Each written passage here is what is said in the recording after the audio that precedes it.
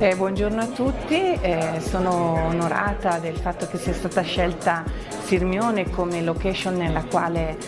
tenere questa conferenza stampa, un obiettivo sicuramente molto importante e la soddisfazione da parte nostra è che CARS, la nostra associazione albergatori e ristoratori, abbia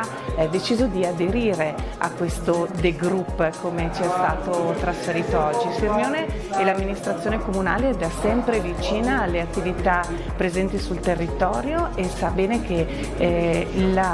il dovere di un amministratore è quello di porre a servizio degli operatori e dei turisti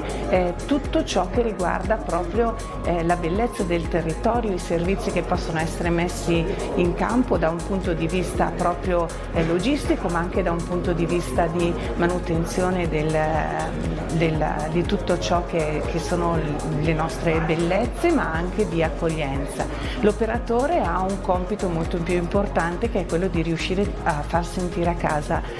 il nostro turista e il nostro ospite. Che tanti operatori si siano messi insieme per riuscire ad essere d'appoggio e di supporto alle strutture nell'imprenditoria che riguarda gli alberghi è un passo avanti molto importante per dare dei servizi in più ed essere sempre più competitivi e attrattivi nei confronti dei nostri ospiti.